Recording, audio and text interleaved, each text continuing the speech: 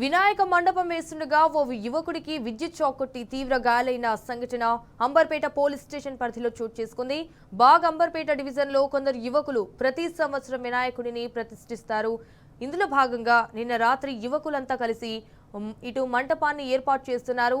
ఈ క్రమంలో రామ్ చరణ్ అనే యువకుడు కట్టెతో కరెంటు వైర్లను పైకి లేపాడు. దీంతో విద్యుత్ షాక్ తగిలి కిందికి పడిపోయాడు. శరీరంపై తీవ్ర గాయాలయ్యాయి. వెంటనే అతన్ని అంబర్పేటలోని హాస్పిటల్కు తరలించారు. ప్రస్తుతం యువకుడు హాస్పిటల్లో చికిత్స పొందుతున్నాడు. 2 రోజుల్లోనే హైదరాబాద్లో 3 చోట్ల విద్యుత్ షాక్ ఘటనలు జరిగాయి.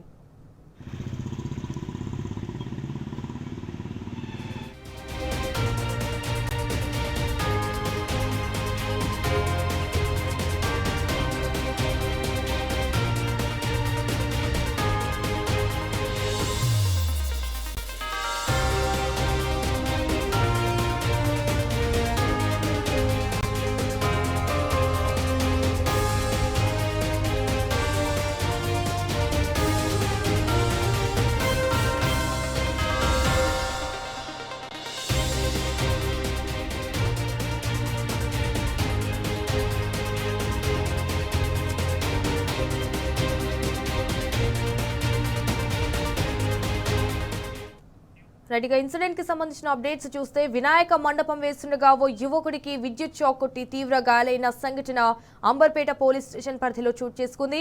బాగ్ అంబర్పేట డివిజన్ లో కొందరు యువకులు ప్రతి సంవత్సరం వినాయకుడిని ప్రతిష్ఠిస్తారు. ఇందులో భాగంగా నిన్న రాత్రి యువకులంతా కలిసి మంటపాన్ని ఏర్పాటు చేస్తున్నారు. అయితే ఈ క్రమంలో రామ్ చరణ్ అనే యువకుడు కట్టెతో కరెంటు వైర్లను పైకి లేపాడు.